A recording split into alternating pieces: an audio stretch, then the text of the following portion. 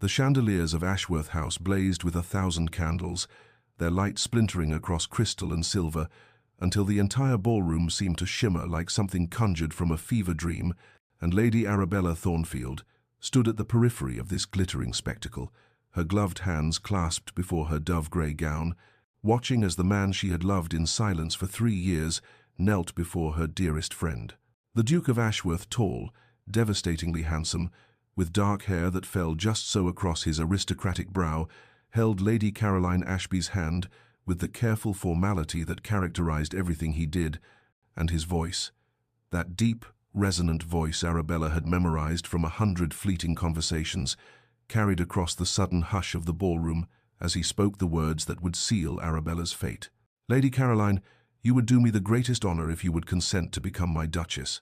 The collective intake of breath from 300 members of the ton was like the whisper of silk against marble, and Arabella felt something inside her chest crack with such precision that she marveled no one could hear it, that terrible sound of a heart breaking cleanly in two. She had known this moment was coming, of course had known it from the instant. Caroline had confided 3 weeks prior that the Duke had requested permission to court her, as had known it with the dull certainty of someone watching storm clouds gather on a horizon, inevitable and inexorable.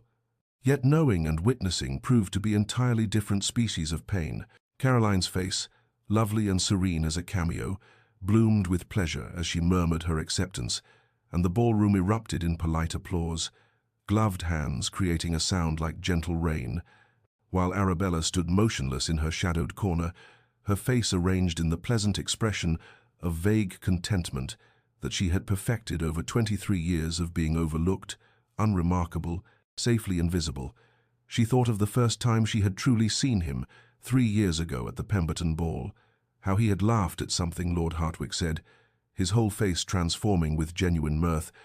and how that laugh had struck her like a physical blow, lodging itself somewhere beneath her ribs, where it had remained ever since, a beautiful ache she had learned to carry. She thought of the garden party at Rosewood, where he had walked past her without seeing her, so absorbed in conversation about estate management that she might as well have been another topiary, and how she had stood there breathing in the scent of roses, and his cologne, sandalwood, and something indefinably masculine, committing it to memory, like a miser hoarding gold. She thought of the charity auction, where their hands had accidentally brushed as they both reached for the same pamphlet, and how he had smiled at her with distant politeness, the smile one gives to any stranger, to anyone who does not matter, before turning away to speak with someone important, someone visible, someone who was not her. Now he was engaged to Caroline, beautiful, vivacious Caroline, who commanded every room she entered, and Arabella understood with the clarity of absolute despair that she would smile through the engagement festivities, would help plan the wedding, would stand as maid of honor and watch him pledge himself to another, because that was what invisible women did. They supported, they facilitated, they made themselves useful in the margins of other people's happiness. The formal announcement appeared in the Morning Post 3 days later, black ink on cream paper declaring to all of London that His Grace, the Duke of Ashworth, had secured the hand of Lady Caroline Ashby, and would anyone who had ever imagined their name in that position please kindly expire from envy. And Arabella read it over breakfast while her mother chatted about what a splendid match it was, how Caroline had done so well for herself, how the Duke was everything a gentleman should be titled, wealthy, handsome, principled, and wasn't it wonderful that Arabella would be so intimately involved in the wedding preparations, being Caroline's dearest friend and all. Arabella murmured appropriate responses while the toast turned to ash in her mouth, while she remembered the charity musicale 2 years ago when the Duke had stood beside the pianoforte listening to a soprano massacre, a perfectly innocent aria. And Arabella had caught his eye and seen the flicker of shared amusement there, just for an instant, before his attention had been claimed by Lady Hartwick, and Arabella had become invisible again, a ghost haunting the margins of his awareness. She remembered the afternoon at Kew Gardens, when she had been sketching the exotic orchids in the hothouse, and he had walked past deep in conversation about agricultural reform, and she had held her breath, as though by remaining perfectly still, she might preserve the moment of his proximity, might somehow absorb through the warm air between them some essence of him to sustain her through the long drought of his absence. She remembered last Christmas at the Blackwood estate, before the feud had intensified to its current bitter pitch when she had dropped her fan and he had retrieved it, his fingers brushing hers as he returned it, and she had stammered some idiotic thank you while her heart had hammered so loudly. She was certain everyone in the drawing room could hear it, a drumbeat of desperate longing that accompanied her everywhere he was. When Caroline had summoned her that afternoon to her drawing room, radiant with happiness, pulling Arabella into an embrace that smelled of rosewater and joy, Arabella had manufactured a smile from somewhere deep in her reserves of self-preservation and offered congratulations that sounded genuine even to her own ears, had listened to Caroline's breathless recounting of the proposal with appropriate exclamations of delight, had agreed that, yes, the Duke was everything wonderful, yes, Caroline was the luckiest woman in England, yes, of course Arabella would be honored to serve as maid of honor, as though her heart were not actively bleeding out inside her chest, staining everything crimson, while her face remained pleasantly composed. Caroline had noticed nothing, had seen nothing beyond her own happiness, and Arabella could not even resent her for it, because Caroline had never known, had never suspected that her quiet, unremarkable friend harbored feelings for anyone, let alone for the Duke, and Arabella had made certain of that, had guarded her secret with the vigilance of someone protecting something infinitely precious and infinitely fragile. That evening, alone in her bedchamber with the curtains drawn against the dying light, Arabella had permitted herself exactly 10 minutes to weep, great wrenching sobs that shook her frame before she had washed her face, straightened her spine, and made the decision that had governed her existence ever since she would bury this love so deep that even she might forget it was there, would perform her role with such grace that no one would ever guess at the devastation beneath, would be the perfect friend, the perfect maid of honor, the perfect witness to someone else's happiness, because that was all invisible women were ever permitted to be. Viscount Damien Blackwood entered the Pemberton Ball 3 weeks after the Duke's engagement announcement, like a storm front moving across an otherwise placid sky, and the collective response of the assembled company was a frisson of delicious alarm. For Blackwood was everything the Duke was not dangerous, where Ashworth was principled, scandalous, where the Duke was irreproachable, devastatingly handsome in a way that suggested sin rather than salvation, with hair as black as midnight and eyes the color of smoke and secrets. The feud between the Ashworth and Blackwood families stretched back 3 generations to some dispute over land and honor that had calcified into the sort of hatred that becomes almost ritualistic, each slight begetting another until the original cause was lost beneath layers of accumulated grievances, and it was understood by all of society that the Duke and the Viscount were mortal enemies, that they moved through London's social sphere like opposing magnetic forces, repelling each other with such consistency that hostesses often had to choose which man to invite, lest their drawing rooms become battlegrounds. Arabella was standing beside Caroline near the refreshment table, listening to her friend's animated discussion of wedding breakfast menus with Lady Hartwick, when she felt, rather than saw, Blackwood's gaze settle upon her with the weight of deliberate intention, and when she glanced up, startled, she found him watching her with an expression of speculative interest that made her skin prickle with wariness and something else she could not quite name. He crossed the ballroom with the predatory grace of a wolf moving through sheep, ignoring the whispers that followed in his wake, the fans that fluttered with scandalized excitement, the mothers who pulled their daughters closer, as though his reputation for ruination might prove contagious,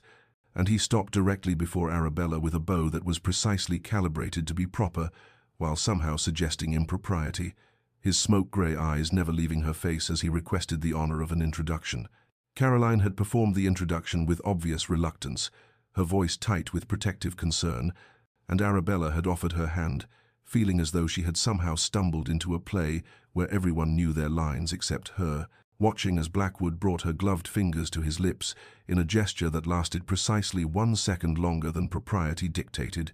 his gaze holding hers with an intensity that made her breath catch despite herself. Across the ballroom, she had seen the Duke stiffen, had watched his jaw clench and his hand tighten around his champagne glass until she half expected the crystal to shatter, had observed the way his attention locked onto her interaction with Blackwood with the focused fury of a man witnessing a personal affront, and for the first time in 3 years she had felt truly seen by him, even if what he saw was merely a pawn in his ancient rivalry. Blackwood had lingered in conversation, asking about her interests with a politeness that seemed genuine, commenting on a book she had mentioned, seeing her carry the previous week at Hatchard's, which meant he had noticed her, had actually observed her when she thought herself invisible, and Arabella had felt confusion bloom alongside something that might have been anger, because surely this attention was calculated, surely she was simply a convenient instrument through which to wound the Duke. And yet there was something in Blackwood's manner that suggested layers beneath the obvious, depths that belied his reputation as a simple rake and scoundrel. The proposal came 2 days later at Lady Worthington's garden party, under a sky-threatening rain that made the assembled guests cluster beneath the striped silk pavilions like butterflies seeking shelter, and Blackwood found Arabella standing alone near the rose arbor, pretending to admire the late-blooming specimens while actually hiding from the pitying glances of matrons who had begun to whisper about how tragic it was that poor Lady Arabella would likely remain unmarried, a perpetual attendant to other women's happiness. He had approached with that same predatory grace, had stood close enough that propriety dictated she should step back, but she found herself frozen in place, watching as he surveyed her with an expression that seemed to catalogue every detail of her appearance, as though committing her to memory. And then he had spoken with a directness that stole her breath, saying that he found her company unexpectedly engaging, that he wished to know her better, that he intended to court her properly if she would permit it, and the entire garden seemed to hold its breath, waiting for her response. Arabella's first instinct had been refusal, had been to protect herself from becoming a mere instrument in his war against the Duke,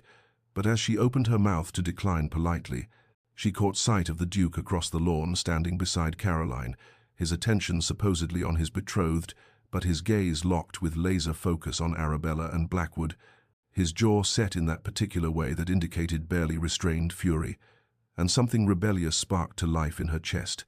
something that whispered that perhaps being noticed even as a pawn was better than remaining invisible, that perhaps being the center of attention in a scandal was preferable to being forgotten in virtue. She had accepted Blackwood's proposal with a calm that surprised even herself,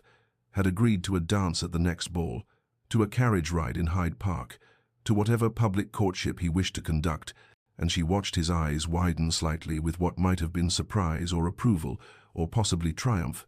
though beneath that she thought she detected something else, something that looked almost like genuine pleasure, and the whispers that erupted around them were immediate and vicious and strangely exhilarating. The ton immediately assumed they understood the game being played, that Blackwood was courting Lady Arabella purely to antagonize the Duke, that the quiet wallflower had somehow become the battlefield upon which ancient grievances would be contested, and Arabella found she did not care what they thought, found that after 3 years of careful invisibility, she was stepping into the light, with a recklessness that felt like freedom, or at least like the desperate cousin of freedom, the kind that comes when you believe you have nothing left to lose. That night, lying awake in her chamber while moonlight painted silver squares across the floor, Arabella had examined her decision from every angle, had asked herself whether she was being foolish, whether she was courting heartbreak of an entirely different variety, whether accepting attention from a man reputed to be dangerous and unprincipled was the act of a woman finally claiming agency, or simply the desperate gambit of one who had been overlooked too long, and she found she could not answer, could only acknowledge that for the first time in years she felt something other than resigned melancholy, felt the dangerous flutter of possibility, even if that possibility might destroy her, because at least destruction was a kind of transformation, and invisibility was a kind of death. The Coventry Ball 3 nights later was ablaze with candlelight that transformed the grand ballroom into something between cathedral and theatre, and every eye turned when Viscount Blackwood arrived precisely at the moment the orchestra began tuning their instruments, moving through the crowd with Arabella on his arm, as though he had every right to escort her, as though the shocked whispers and barely concealed gasps of the assembled ton were music accompanying his entrance, and Arabella felt the weight of 1,000 gazes upon her, like physical pressure against her skin, felt herself transformed from invisible wallflower to spectacular scandal in the space of a single evening. The waltz began with the first sweep of violins, and Blackwood led her onto the floor with a hand at her waist that was perfectly proper in placement, yet somehow felt possessive in its certainty, his smoke-grey eyes holding hers with an intensity that made the crowded ballroom seem to contract, until there was only the two of them, suspended in candlelight and music, spinning through space while society watched with voracious fascination, and Arabella discovered that being the center of attention was both terrifying and intoxicating. That scandal had a flavor like champagne gone to her head, bright and dangerous, and utterly transformative. She could feel the Duke's stare from across the ballroom like heat against her back, could sense without looking the way his hands had clenched into fists at his sides, and could imagine the white-knuckled fury in his grip and the thunder in his expression as he watched his mortal enemy waltz with the woman who had stood invisible beside his betrothed for 3 long years. And something wild and reckless bloomed in her chest, something that whispered, "This is what it feels like to be seen," even if the seeing comes wrapped in anger rather than love, even if she is merely the instrument through which old hatreds play their discordant songs. Blackwood danced with the skill of a man who had waltzed through countless ballrooms and considerably more bedrooms, his movements fluid and assured, guiding her through the turns with a grace that made her feel as though she, too, possessed elegance she had never claimed before. And he leaned close enough that propriety frowned but did not quite forbid, murmuring that she looked magnificent when she stopped trying to disappear, that the color in her cheeks and the light in her eyes transformed her into something incandescent, and Arabella felt layers of careful invisibility peeling away like old paint, revealing something raw and vital beneath. From the edge of the dance floor, Caroline watched with concern etched across her delicate features, her hand resting on the Duke's arm in a gesture that was meant to restrain him, and Arabella caught her friend's worried gaze for just a moment before the waltz spun her away, saw the question there and the fear, and felt a stab of guilt that she was causing Caroline distress, even as she could not bring herself to regret this moment of being gloriously, scandalously visible. The whispers rose like tide around them, fans fluttering with the rhythm of gossip, matrons leaning close to one another to share predictions of ruin and speculation about Blackwood's intentions, young ladies watching with expressions caught between envy and horror, and Arabella realized with sudden crystalline clarity that she had spent so long trying to be good and quiet and invisible that she had forgotten what it felt like to simply be alive, to feel her own pulse quicken with something other than melancholy, to exist as more than shadow at the edges of other people's happiness. And even if this awakening came through scandal, even if Blackwood's attention was calculated and the Duke's fury was merely wounded pride, she could not bring herself to care, because for the first time in 3 years she felt like a woman with desires and agency rather than a ghost haunting the corners of ballrooms, and that transformation, however it had been sparked, was hers to claim. The garden beyond the ballroom doors beckoned with shadows and silver moonlight, and when the final strains of their waltz faded, Blackwood had guided her through the French doors with a touch so light upon her elbow that she might have imagined it, leading her down stone steps still warm from the day's sun into a world transformed by night into something between dream and sanctuary, where roses released their perfume into air that tasted of approaching autumn, and the distant music from the ballroom seemed to belong to another lifetime entirely. They walked in silence at first along gravel paths that crunched softly beneath their feet, past marble statuary that gleamed pale as ghosts in the moonlight, and Arabella found herself waiting for him to speak, to reveal the calculated nature of his attention, to confirm what society already believed about his courtship being merely strategy in his war against the Duke. But instead he remained quiet beside her, with his hands clasped behind his back, his profile etched in silver and shadow as he appeared to study the night sky, as though reading prophecies written in constellations. When he finally spoke, his voice had lost that edge of practiced charm that characterized his public persona, had become something softer and more contemplative, as he said that he had watched her for longer than she knew, had noticed her at gatherings over the past year, standing at the edges of ballrooms with a book of poetry half hidden in her reticule, had observed the way her eyes would track certain conversations with an intelligence that her careful demeanor tried to conceal, had recognized in her the particular loneliness of someone who possessed depths that no one bothered to explore, and his words struck her with the force of revelation, because they suggested he had seen her even when she believed herself invisible, and had noticed her before the Duke's engagement had made her a useful pawn in ancient rivalries. Arabella stopped walking and turned to face him, the moonlight painting half his face in silver while leaving the other half in shadow, and she asked with a directness that surprised them both whether any part of his interest was genuine or whether she was simply a convenient instrument for causing the Duke pain. And she watched something flicker across his expression that looked almost like hurt before he answered that perhaps it had begun as strategy but had become something else entirely when she accepted his proposal with that combination of recklessness and resignation, when she had looked at him with eyes that suggested she was choosing to burn rather than fade. And he found himself genuinely wanting to know what fires burned beneath her careful composure, what passions she had taught herself to suppress in service of remaining acceptably invisible. He moved closer then, not touching but near enough that she could smell the sandalwood of his cologne and see the way the moonlight caught the silver threading through his dark hair at the temples, and he told her that she possessed the kind of intelligence that most men would find threatening, that she had clearly read philosophy and poetry beyond what was considered appropriate for young ladies,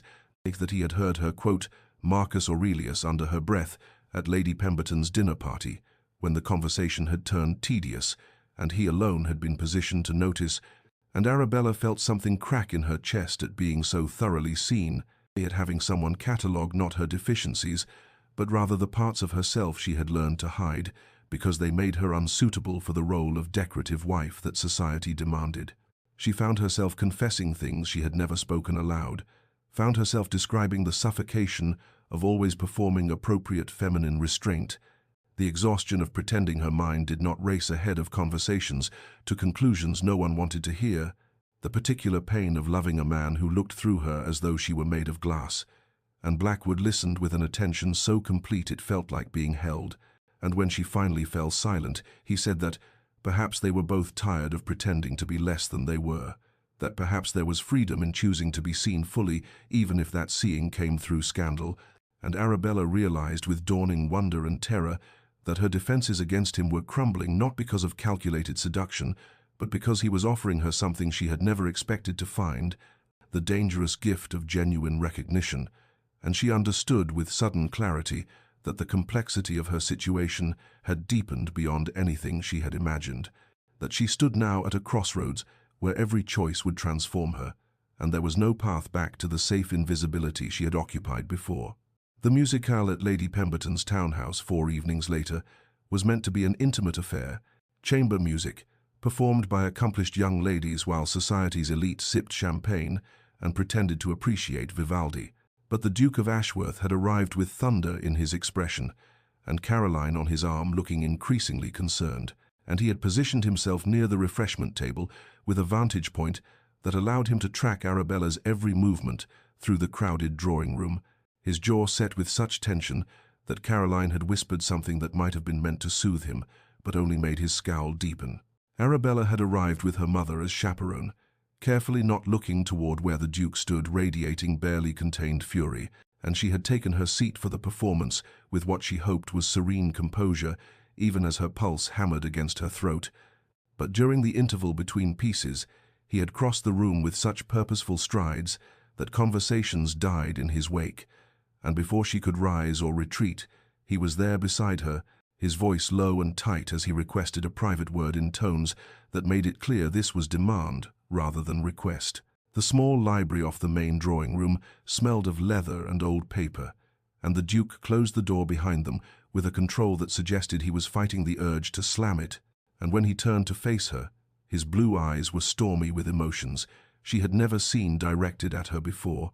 bright with something that looked almost like anguish beneath the anger, and he demanded without preamble what she thought she was doing with Blackwood, whether she had any understanding of the man's reputation, whether she truly believed herself equipped to navigate the dangerous waters of his attention. Arabella felt something cold settle in her chest at his tone, at the way he spoke to her, as though she were a foolish child, playing with matches rather than a woman of 24 who had spent 3 years watching him court and become engaged to her best friend, and she said with a calmness that belied the trembling in her hands that she was quite capable of managing her own affairs, that Lord Blackwood had been nothing but respectful in his attentions, that she failed to see how her courtship concerned his grace, given that he was betrothed to another. The Duke's hands clenched at his sides, his knuckles white with pressure,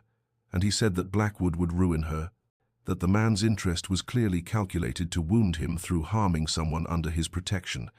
and Arabella felt something snap inside her at those words, at his presumption that she was merely an object through which men played their games of rivalry. And she asked with quiet steel in her voice, when precisely she had come under his protection, whether he had noticed her existence at all before Blackwood had looked at her with genuine interest, whether his concern was truly for her reputation or merely for his own pride at seeing his enemy pay attention to someone he had never bothered to see. The Duke stared at her as though she had struck him, his expression shifting through surprise and confusion to something that looked almost like pain, and he opened his mouth to speak, then closed it again, and Arabella watched him struggle with emotions he clearly did not understand,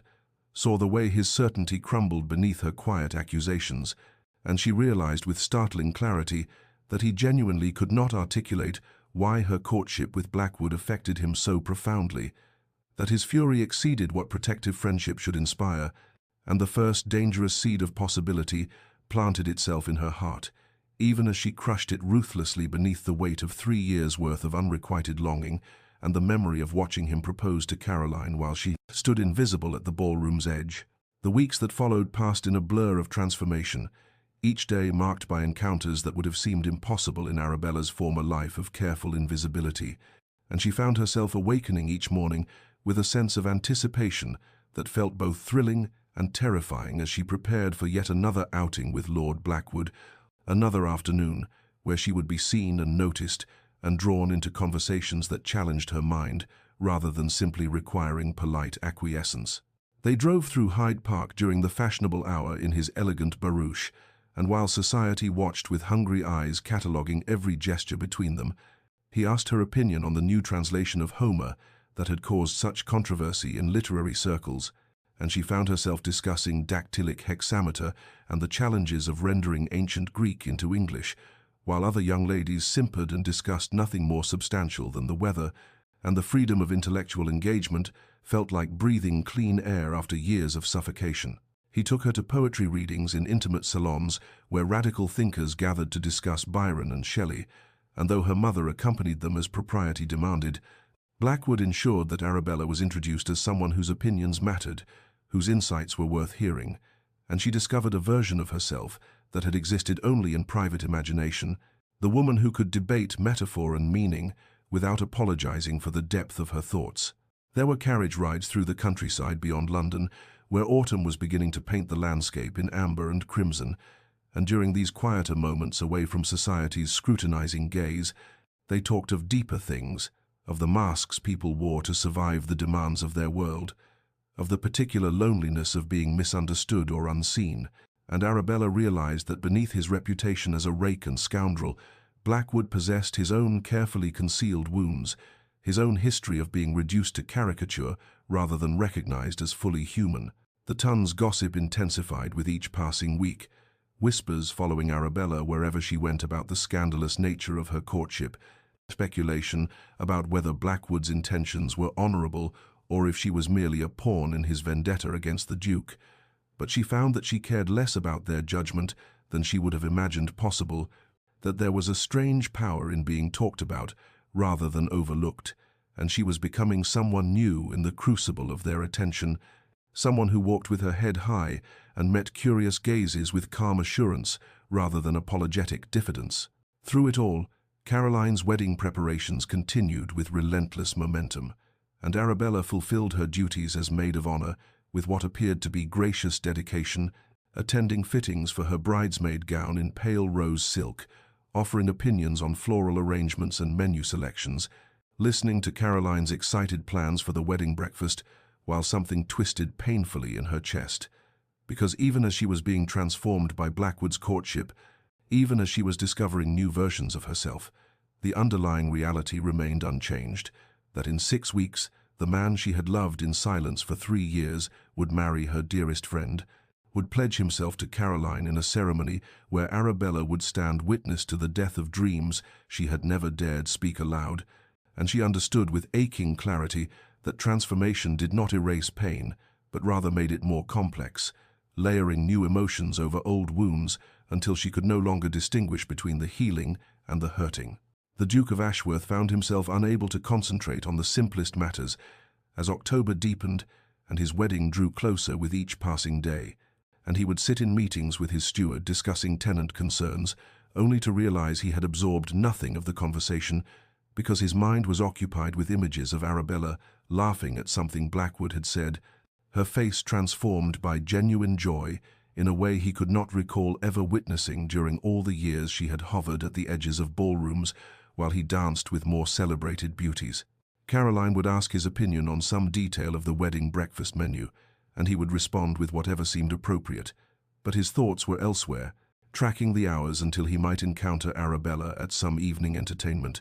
and catalogue the changes in her that seemed to multiply with each passing week. The way she held herself with new confidence, the spark of intellectual engagement that lit her eyes when Blackwood drew her into conversation about literature or philosophy, and he found himself consumed by questions about what they discussed during their long carriage rides. What made her smile with such unguarded pleasure? What depths existed in her that he had somehow failed to perceive despite 3 years of proximity? He began arriving early to social events, with the sole purpose of observing Arabella's interactions with Blackwood, positioning himself where he could watch them without appearing obvious about his scrutiny, and he told himself this vigilance stemmed from concern for her welfare, given Blackwood's dangerous reputation. But there was a hollowness to this rationalization that echoed in his chest whenever he examined it too closely, a recognition that his emotions exceeded what protective friendship should inspire and ventured into territory that made him profoundly uncomfortable, given that he was betrothed to another woman and had no right to feel this consuming interest in anyone beyond his intended bride. The pivotal moment came at the Duchess of Marlborough's garden party on a crisp afternoon when autumn had painted the carefully manicured grounds in shades of amber and gold, and the Duke stood near the ornamental fountain, making polite conversation with several gentlemen about matters of no importance, while his attention remained fixed on where Arabella sat beneath a copper beech tree with Blackwood beside her, and he watched as Blackwood said something that made her throw her head back with laughter, completely unguarded and radiant with genuine happiness, and the Duke realized with dawning horror that he had never seen her truly happy before this moment, that in 3 years of acquaintance he had never witnessed this particular quality of joy in her expression, had never heard her laugh with such unrestrained delight, and the recognition struck him like a physical blow that he had somehow managed to know her and not know her at all, had seen her hundreds of times without truly seeing her, had reduced her to a pleasant blur of propriety and quiet service to Caroline, rather than recognizing her as a woman of depth and complexity, who possessed the capacity for this transformative joy that now illuminated her features as she engaged with his mortal enemy. The remainder of the garden party passed in a fog of mounting panic as he grappled with implications he was not yet ready to name, as he forced himself through the motions of attending to Caroline, while his mind spun through memories of Arabella standing silent at ballroom edges, serving tea with gentle competence, offering congratulations on his engagement with a smile that he now recognized had never reached her eyes, and he felt the foundations of his carefully constructed life beginning to shift beneath his feet. Even as his wedding loomed just 6 weeks distant and honor demanded, he maintained his course toward a future that was suddenly, terrifyingly wrong in ways he could not yet articulate, but felt with devastating certainty. Caroline arrived at the Thornfield townhouse on a grey afternoon, when rain streaked the windows and turned the London streets to mud, and she found Arabella in the morning room pretending to read a novel, though the pages had not turned in over an hour, and there was something in Caroline's expression that suggested this visit bore purpose beyond the casual friendliness that had characterized their years of companionship, a gravity in her blue eyes that made Arabella set aside her book with careful deliberation, while anxiety tightened in her chest. "We must speak honestly, you and I," Caroline said quietly as she settled into the chair across from Arabella, waving away the tea that was offered, her hands folding in her lap with uncharacteristic tension, and Arabella felt the careful scaffolding of pretense she had maintained begin to tremble, because she recognized this tone, this particular quality of gentle determination that meant Caroline would not be deflected by polite evasions or cheerful misdirection. "I have noticed certain things these past weeks, Bella, and I find I cannot in good conscience remain silent when silence might cause harm to someone I hold dear." The words hung between them like crystal poised to shatter, and Arabella forced herself to maintain composure even as panic rose in her throat, because she understood with awful clarity where this conversation must lead. What observations Caroline must have made during all those hours of wedding planning, when Arabella's smiles had grown increasingly brittle, and the Duke's attention had wandered to places it should not venture. "The Duke has been behaving most strangely," Caroline continued, her voice careful and measured as though she were navigating treacherous terrain, testing each word before giving it weight. "He is distracted during our conversations, agitated whenever Lord Blackwood's name is mentioned, and I have caught him watching you with an intensity that exceeds what brotherly concern might excuse." She paused, studying Arabella's face with an attention that felt unbearable, and then added with devastating gentleness, "And you, my dearest friend, may have transformed these past weeks in ways that speak of profound change, though whether that change brings you joy or pain, I find myself unable to determine, for you have become remarkably skilled at concealing your true feelings, and I wonder when that particular talent developed and what necessity required its cultivation." Arabella opened her mouth to offer some reassurance, some carefully constructed explanation that would preserve the fiction of normalcy, but Caroline raised a hand to forestall her, and there was such compassion in that gesture that it nearly undid all of Arabella's carefully maintained control. "Please do not insult me with denials or protestations that all is well, for we have been friends too long for me not to recognize when you are suffering, even when you smile and claim contentment," Caroline said, and then she leaned forward, her eyes searching Arabella's face with uncomfortable perception. "I must ask you something, and I require your honesty even if the truth proves difficult to speak. Do you have feelings for the Duke? Have you perhaps harbored affections for him that you felt unable to express?" The question landed like a stone thrown through glass, and Arabella felt all her defenses crack under the weight of Caroline's directness, felt 3 years of silent longing rise up in her throat, demanding acknowledgement, but still she hesitated, because to admit the truth would be to fundamentally alter her friendship with Caroline, would be to confess a betrayal, even if that betrayal had existed only in the private chambers of her heart and had never manifested in action or interference. Yet Caroline's eyes held such understanding, such absence of judgment, that Arabella found herself whispering, "Yes, for longer than I care to admit, though I swear to you I never intended to act upon those feelings, never sought to come between you, and my acceptance of Lord Blackwood's attentions was born of desperation to find some way forward that did not require me to stand witness to your wedding while my heart broke in silence."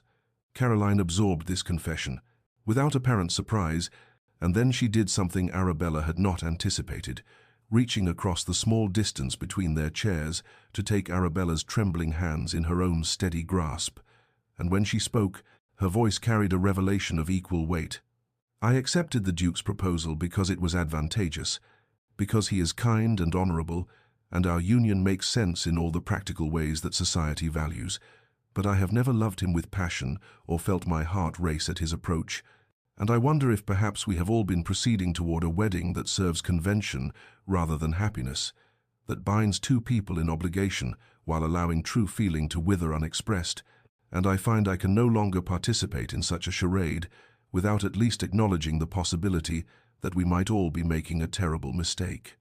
The Countess of Pemberton's annual autumn ball was the most anticipated event of the season, held in a magnificent ballroom where crystal chandeliers cast dancing light across marble floors, and the cream of society gathered in their finest attire. And it was here, amid the swirl of silk and the murmur of 500 voices, that the carefully maintained pretense of civility finally shattered beyond repair, when Lord Blackwood arrived with Arabella on his arm and led her directly to the center of the room, where visibility was unavoidable and all eyes could witness what happened next. The orchestra had just concluded a quadrille when Blackwood raised his voice with deliberate projection, addressing Arabella with words clearly intended for the assembled company to hear, declaring that he wished to make known his most serious intentions toward Lady Arabella Thornfield, that his regard for her transcended mere courtship and extended to a desire for permanent union, and that he intended to approach her father on the morrow to formally request permission to seek her hand in marriage, and the ballroom fell into stunned silence as society absorbed this shocking announcement. For while Blackwood's attentions to Arabella had been noted and gossiped about extensively, no one had truly expected the notorious rake to declare himself so publicly or to attach his notorious name to a respectable woman in such an irrevocable fashion. Arabella felt the weight of hundreds of stares pressing against her like a physical force, felt her cheeks flame with a mixture of mortification and something else she could not quite name. But before she could formulate any response to Blackwood's declaration, a commotion erupted near the refreshment tables where the Duke of Ashworth had been standing with Caroline, and suddenly he was striding across the ballroom floor, with his face contorted by fury and his hands clenched into fists, and when he reached them he seized Blackwood by the lapels of his evening coat and spoke in a voice that carried to every corner of the suddenly silent room. "You will retract that statement immediately and remove yourself from Lady Arabella's presence, or by God I will call you out and settle this matter as our fathers should have settled it a generation ago," the Duke growled, and there was such raw aggression in his demeanor that several gentlemen moved forward to intervene, but Blackwood merely smiled with cold amusement and replied that the Duke had no authority to dictate whom Arabella might choose to accept, that his own engagement to Lady Caroline precluded any legitimate concern beyond general friendship, and that his violent reaction revealed more about his own conflicted feelings than it did about any supposed impropriety in Blackwood's courtship. The accusation hung in the air like smoke, and Arabella saw the Duke's face pale, even as his grip on Blackwood tightened, saw the moment when propriety warred with passion and lost, and she knew with terrible clarity that if she did not intervene immediately, these two men would indeed meet at dawn, with pistols drawn, and her name would be the cause of bloodshed. So she stepped between them with a composure she did not feel, and spoke with quiet authority that somehow cut through the tension, saying that she would thank both gentlemen to remember that she possessed agency over her own life and decisions, that she was not a prize to be fought over or a pawn in their ancient rivalry, and that if they wished to demonstrate their regard for her, they might begin by treating her as a rational being capable of making her own choices rather than as an object whose fate must be determined by masculine posturing and threats of violence. The Duke released Blackwood abruptly as though burned, staring at Arabella with an expression of such anguished confusion that she nearly softened, but she held her ground while the entire ballroom watched with rapt attention,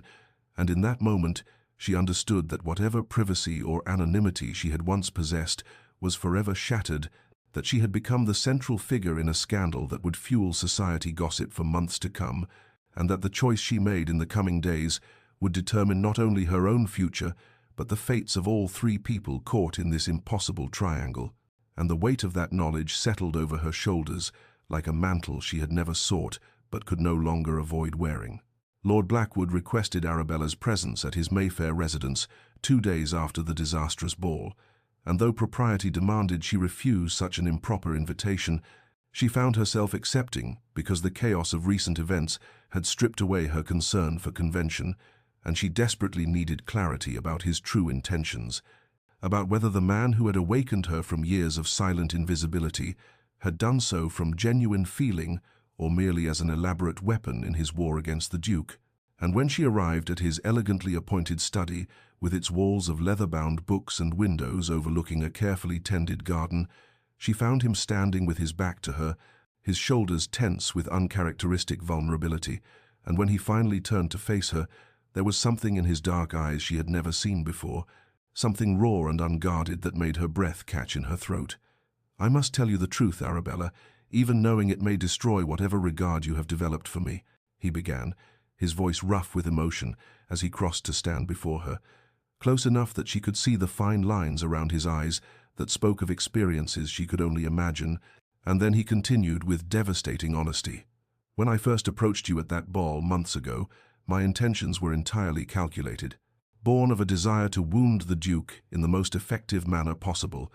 for I knew he held some measure of protective feeling toward you as his betrothed's dearest friend, and I thought to use his enemy's attention to you as a blade to twist in an old wound,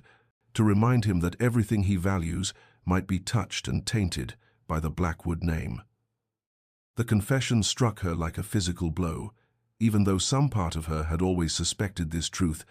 had recognized the too perfect timing of his interest, the way his attentions had seemed designed to provoke maximum reaction from the Duke, but hearing him speak it aloud still hurt in ways she had not fully anticipated, and she felt her defenses rising even as he raised his hand in a gesture that begged her patience. But I must also tell you that somewhere in the midst of our conversations, our rides through Hyde Park, our debates about poetry and philosophy and the nature of happiness, something shifted within me, and I found myself drawn to you, not as a means to an end,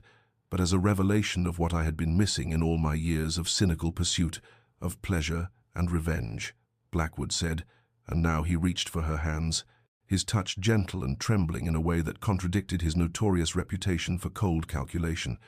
You possess an intelligence that challenges me, a quiet strength that shames my own performative bravado, and a capacity for growth and transformation that has forced me to examine my own stagnant existence. And I have fallen in love with you, Arabella, genuinely and completely, though I recognize I have no right to expect you to believe me or to forgive the duplicity of my initial approach. She stood frozen, torn between the instinct to flee this admission and the treacherous hope that perhaps his feelings were sincere, that perhaps she had not been merely a pawn but had somehow become something more. And as she searched his face for signs of deception, she realized with startling clarity that her own feelings had evolved as well, that the woman she had become through their courtship was someone who no longer pined hopelessly for a duke who had never truly seen her, but rather someone who had discovered her own capacity for passion and demand for genuine regard, and she found herself asking the question that would determine everything. If the Duke were to declare for me tomorrow, if he were to break his engagement and offer me everything I once dreamed of having, would you step aside and let me go? The Duke of Ashworth stood in his study at precisely 3 o'clock in the morning, unable to sleep for the third consecutive night, staring at the formal wedding invitation that bore his name and Caroline's in elegant script, and announced a ceremony scheduled for 3 weeks hence. And as rain lashed against the windows with autumn fury, he felt the foundations of his carefully ordered life crumbling beneath the weight of a recognition he could no longer deny, and the devastating awareness that he had fallen utterly and irrevocably in love with Arabella Thornfield at precisely the moment when honor and duty made such love an impossible torment. The realization had been building for weeks, accumulating through dozens of small observations that he had tried desperately to dismiss as mere concern for Caroline's friend, but tonight it had crystallized into undeniable truth when he had seen Arabella at the theater with Blackwood, her face luminous with genuine laughter as she debated some point of dramatic interpretation, and he had understood with shattering clarity that he had never truly seen her before, had taken her quiet presence for granted for 3 entire years while she had been standing just beyond his notice, a woman of extraordinary depth and intelligence, and passionate feeling that he had been too blind and arrogant to recognize. How had he missed the subtle intelligence in her observations at dinner parties, the dry wit that occasionally surfaced in her comments,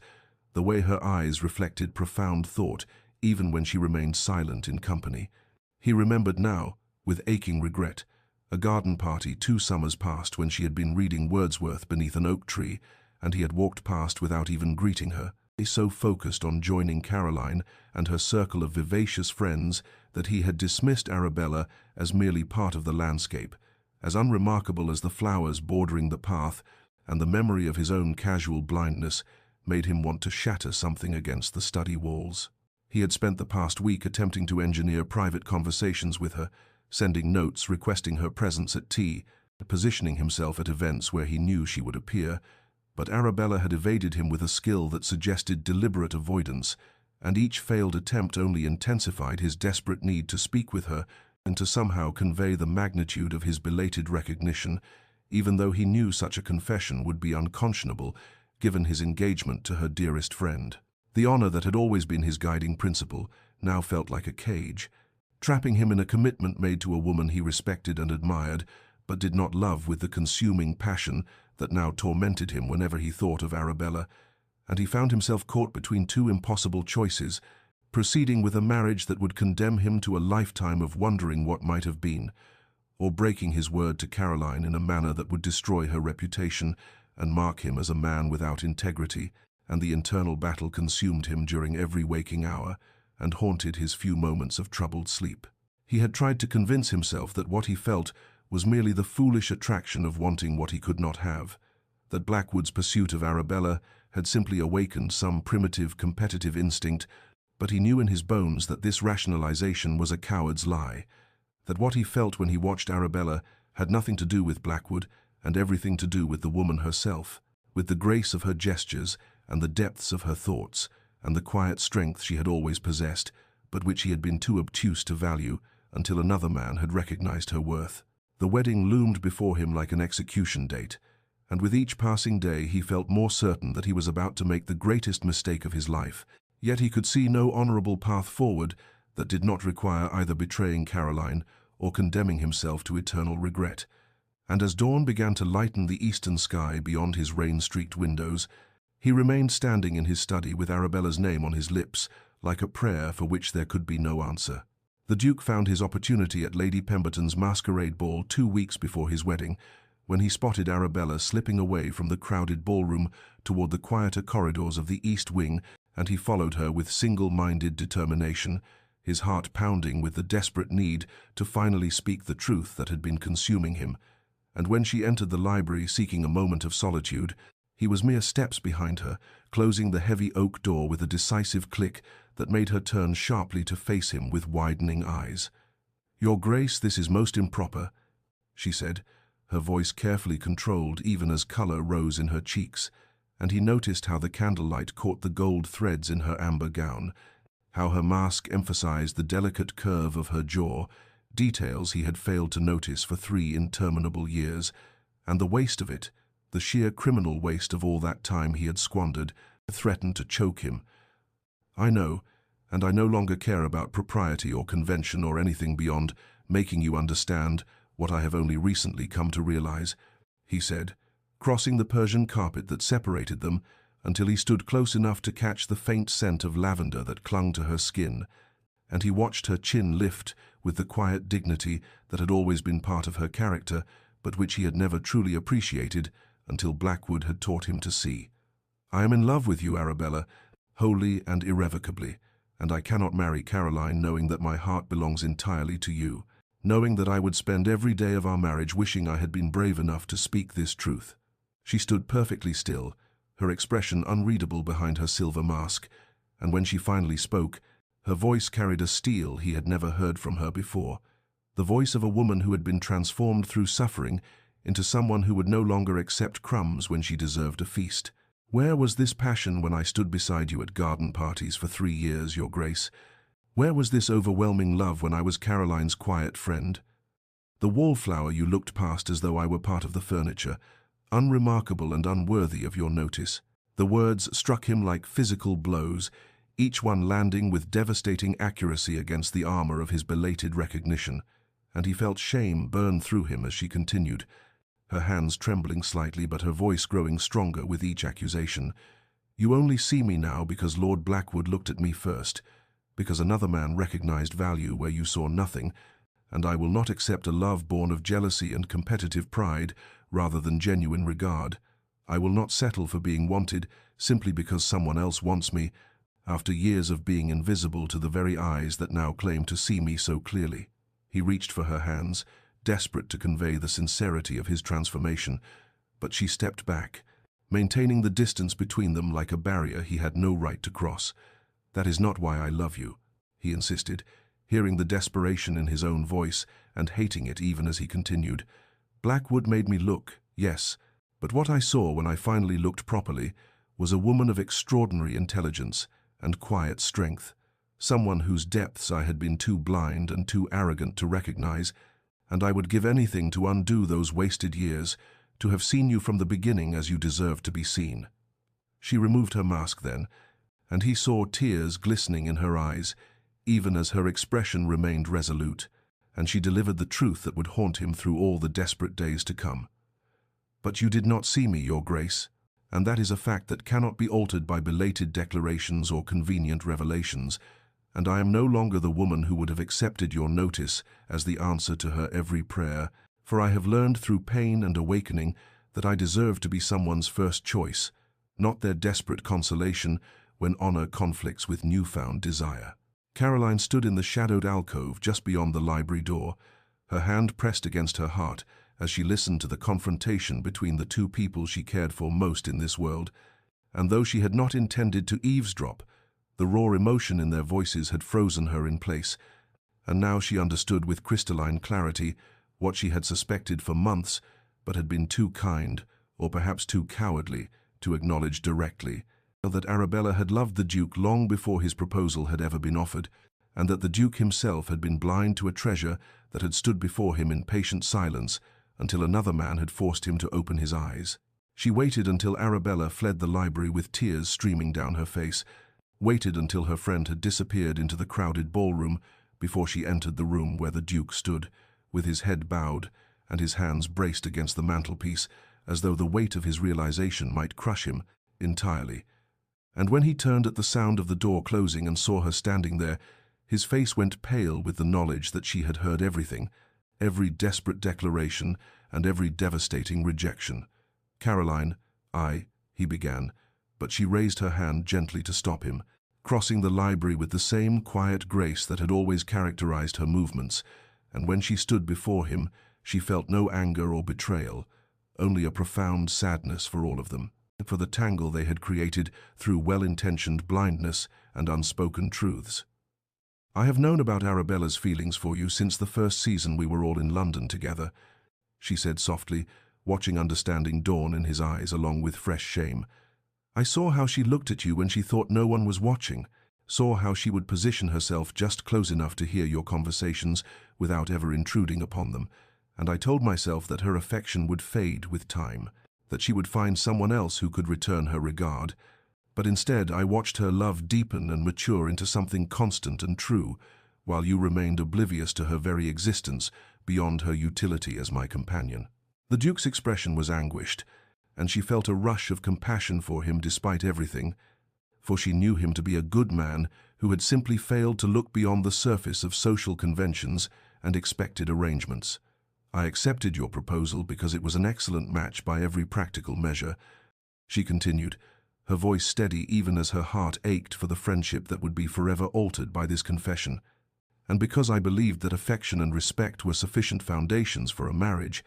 that passionate love was a luxury reserved for novels and poetry rather than real life. But watching you these past weeks has taught me that I was wrong, that both you and Arabella deserve the kind of love that consumes and transforms,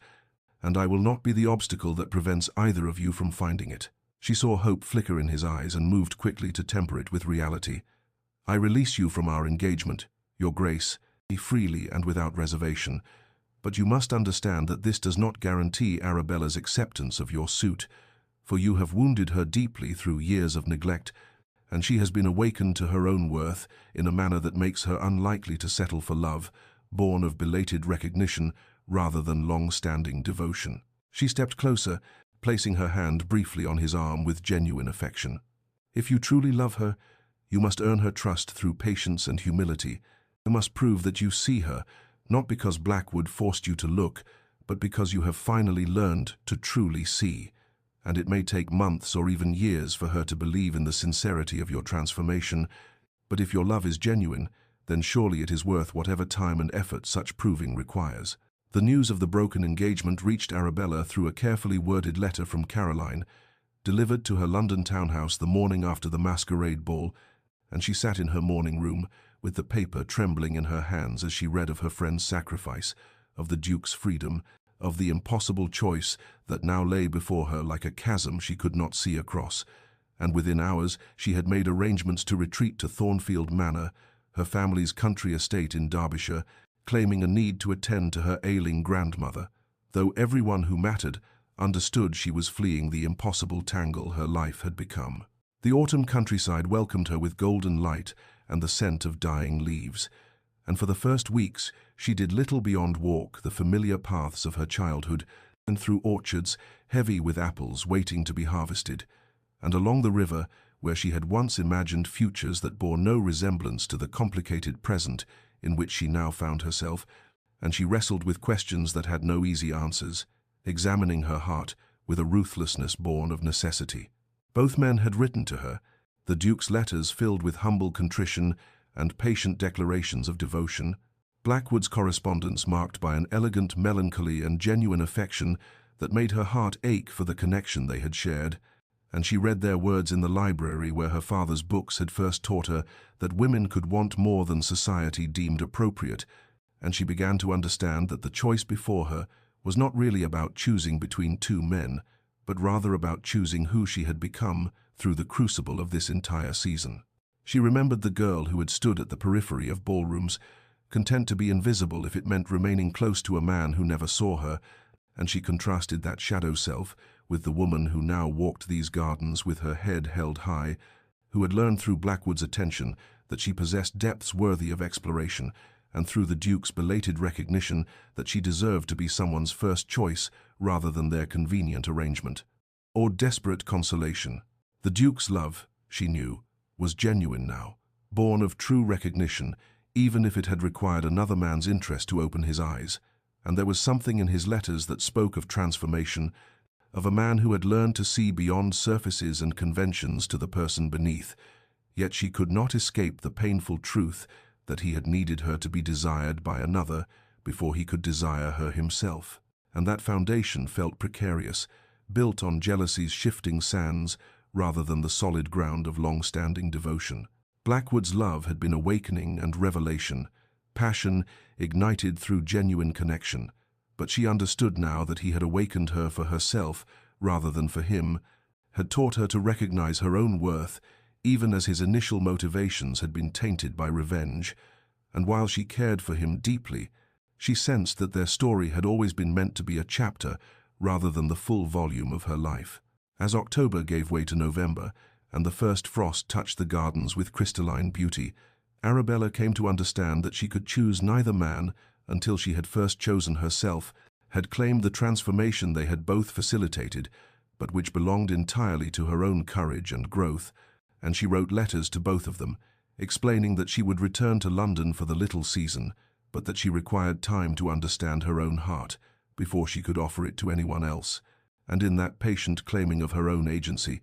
she discovered the strength that would define all her choices to come. Arabella returned to London in late November, when the little season brought a quieter but no less discerning society back to the city. And those who saw her alight from her carriage at her family's townhouse remarked that something fundamental had shifted in Lady Arabella Thornfield, for she no longer moved with the apologetic hesitation of one trying to occupy as little space as possible, but rather with the assured grace of a woman who had learned her own worth through solitude and honest self-examination.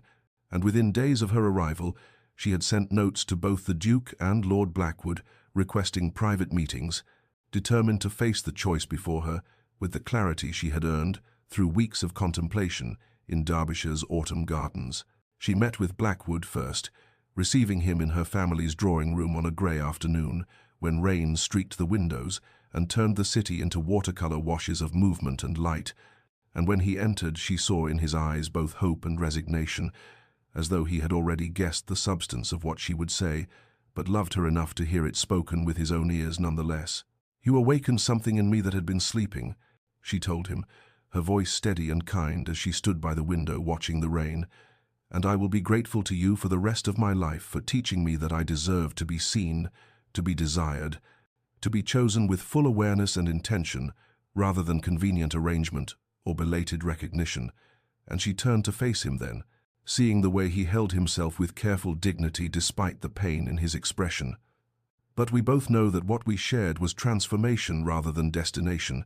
a passion born of rebellion and discovery, rather than the kind of deep compatibility that sustains a lifetime of partnership," she continued. Crossing to where he stood and taking his hand briefly in hers with genuine affection, "You awakened me for myself, Damien, and perhaps even more significantly, you awakened me for him, and for the Duke, who needed to learn to truly see before he could be worthy of being seen in return." Blackwood's smile was melancholy but genuine, as he raised her hand to his lips in a gesture of farewell that held more grace than bitterness, and he told her that he had known from the moment he first made her laugh that he was teaching her to shine for someone else, and that loving her had been worth the inevitable pain of letting her go. And when he left, she stood alone in the drawing room, feeling both sadness and peace,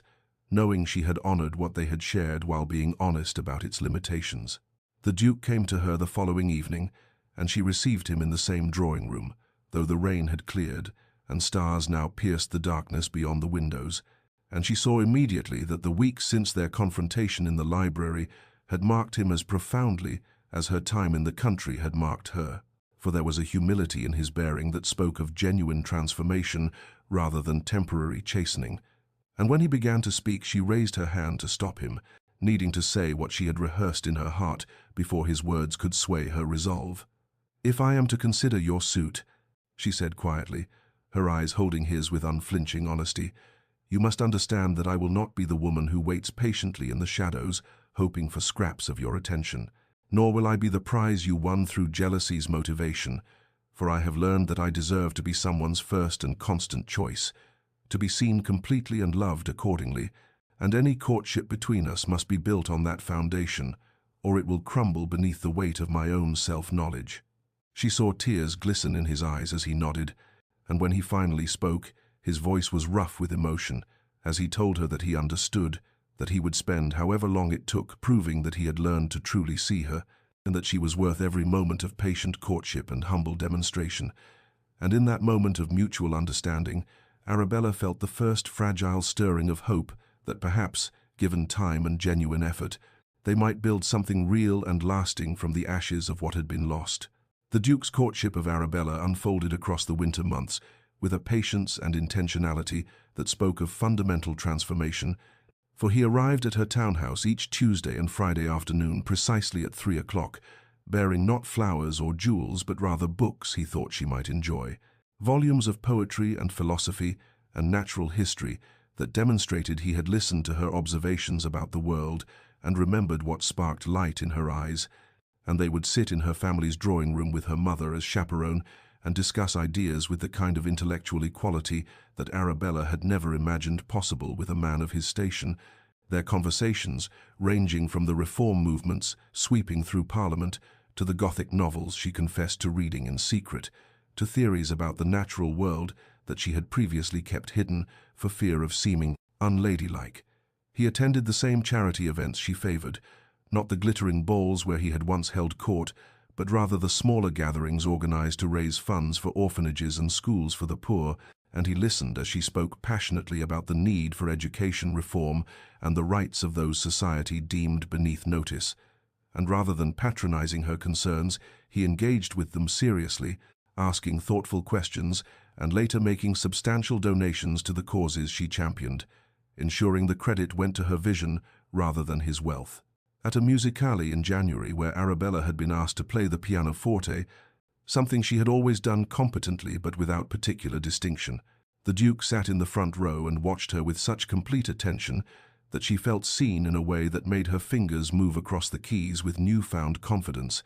and afterward he told her not that she played beautifully as men often did when they meant nothing by it, but rather that he could hear in her interpretation of the sonata the same contemplative depth he had come to recognize in her conversation, and that her music revealed the interior landscape of a soul he was only beginning to understand and hoped to spend a lifetime exploring. When society gossips whispered that Lady Arabella Thornfield had brought the Duke of Ashworth to heel, he corrected them publicly at a dinner party, stating clearly that Lady Arabella had done nothing so passive as bringing him anywhere, but rather had shown him through her own strength and self-possession what it meant to truly see another person, and that he was engaged in the humbling work of proving himself worthy of being seen by her in return, and his words silenced the gossips while making Arabella's heart contract with cautious hope. He wrote to her between their scheduled meetings, letters that bore no resemblance to the passionate declarations he had penned during her retreat to Derbyshire, but rather contained observations about his days, questions about her thoughts on matters both trivial and significant. And slowly, page by patient page, he built a foundation of genuine friendship beneath the romantic possibility that hovered between them like spring waiting beyond winter's grip. In March, when the first crocuses pushed through the soil in the London parks, Arabella realized that somewhere in the accumulated weeks of careful attention and genuine conversation, of being seen and heard and valued for precisely who she was rather than who she might be convenient for him to marry, She had begun to trust not just his words but his transformation, and the fragile hope she had felt in November had grown into something more substantial, a belief that perhaps they might build together something neither could have created alone, a partnership born of hard-won understanding rather than easy attraction or convenient arrangement. The Duke proposed to Arabella on a soft April evening in the gardens of his family estate, where wisteria cascaded over ancient stone walls and the air carried the green scent of possibility, and he did not kneel with theatrical flourish before assembled witnesses, as he had done with Caroline, but rather took her hands in his as they walked alone through paths lined with early roses, and told her with quiet certainty that he had spent the past 5 months learning to see her completely,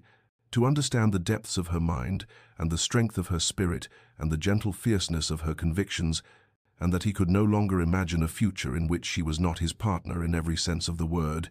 his intellectual equal and his heart's true companion, the woman who had taught him through her own hard-won self-possession what it meant to truly value another human soul. Arabella's acceptance came not with tearful gratitude as though he were conferring some great favor upon her, but rather with the calm certainty of a woman who knew her own worth and recognized in his proposal the meeting of two transformed souls. And when she said yes, she also told him that she expected their marriage to be a partnership of genuine equals, that she would not fade into the background of his life, but would continue to pursue her charitable work and her intellectual interests, and her own vision of what purpose meant, and he assured her that he desired nothing less than exactly that kind of marriage, that her strength and independence were precisely what he loved, rather than qualities to be diminished for the sake of convention. Their wedding took place in June, when London bloomed with summer's full promise, and Caroline stood as maid of honor, with a joy that held no trace of bitterness or regret, for she had found her own happiness with a gentleman whose quiet kindness matched her gentle nature far better than the Duke's intensity ever could have, and when she embraced Arabella before the ceremony, she whispered that she had known even in those early days, when she accepted the Duke's first proposal, that her dearest friend's heart belonged to him, and she was grateful that both of them had found the courage to claim the love they deserved, rather than settling for convenient arrangement. Lord Blackwood attended the wedding with surprising grace, standing among the guests with a melancholy smile that spoke of genuine happiness for Arabella's joy, even as it acknowledged his own loss, and when he congratulated the Duke afterward, there was no trace of their old enmity, but rather a mutual respect, born of having both been transformed by the same remarkable woman, and the Duke shook his hand with sincere gratitude for the role Blackwood had played in awakening them all to deeper truths about love and worthiness, and the courage required to choose authentically rather than conveniently. 3 years later, when the Duke and Duchess of Ashworth attended the height of the London season's opening ball, and those who remembered that earlier evening, when Lady Arabella Thornfield had stood invisible at the periphery, watching her best friend receive the Duke's proposal, could not help but marvel at the transformation, for the Duchess moved through the glittering ballroom with confident grace, her hand resting easily in her husband's arm, and the way he looked at her spoke of deep partnership and genuine devotion, of a man who had learned to truly see and was grateful every day for the gift of being seen in return by a woman who had discovered her own worth through the painful journey of claiming it. The years that followed brought transformations that rippled outward from that pivotal season, when invisible hearts became visible and convenient arrangements gave way to chosen love, for the Duke and Duchess of Ashworth built together a partnership that became legendary in society, not for its romantic drama, but rather for its quiet depth and the way they worked side by side on the charitable causes she championed, and the reforms he now pursued, with her vision guiding his influence. And those who watched them at gatherings saw how he still looked at her across crowded rooms, with the wonder of a man who could not quite believe his fortune in being truly seen and chosen by such a woman, while she moved through the world with the confidence of someone who had learned her own worth through the crucible of claiming it. Caroline flourished in her own marriage to the gentle gentleman whose kindness had always suited her nature far better than ducal grandeur ever could, and the friendship between the two women deepened into something richer than it had been when unspoken truths had created distance between them. For now they could speak honestly about their hearts and their choices, and support each other with the wisdom born of having both chosen authentically rather than conveniently. Even Lord Blackwood found his redemption through the strange alchemy of that transformative season, for having loved Arabella genuinely, if briefly had awakened in him a capacity for authentic feeling he had thought lost to cynicism,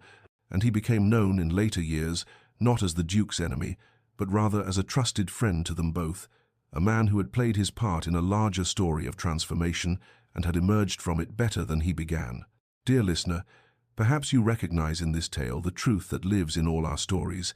that we spend so much of our lives invisible to those around us and sometimes even to ourselves, playing roles we think we must perform while our authentic selves wait unacknowledged in the shadows of what we believe is expected. The danger of being unseen is not merely that others fail to recognize our worth, but that we begin to believe we have none,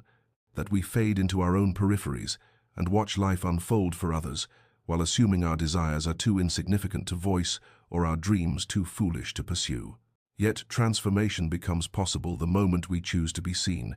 even when being noticed brings scandal or disruption, or the uncomfortable dissolution of what was safe and familiar. For sometimes the greatest act of courage is simply refusing to remain invisible to ourselves, claiming space in our own stories rather than serving merely as scenery in the narratives of others. If you find yourself standing at the periphery watching others receive what your heart secretly desires, know that your story need not end in quiet resignation, that you have permission to step into the light of your own life and assert that your feelings matter and your worth exists independent of whether anyone has yet recognized it. The greatest love stories, the truest partnerships, the deepest joys are not found in convenient arrangements or safe choices, but rather in the terrifying, beautiful work of allowing ourselves to be fully seen and choosing those who have done the difficult work of learning to truly see us in return, not as reflections of their needs or convenient solutions to their problems, but as complete human souls deserving of genuine recognition and authentic love. May you find the courage to step out of the shadows of your own story. May you discover the strength to claim your worth even when no one else has named it. And may you rest tonight, knowing that transformation is always possible for those brave enough to choose being seen over remaining safe. This has been a tale from Wistful Narrator, and if it has touched your heart, I invite you to subscribe and share it with someone who needs reminding that they deserve to be the protagonist of their own beautiful story, rather than merely the supporting character in someone else's convenient arrangement.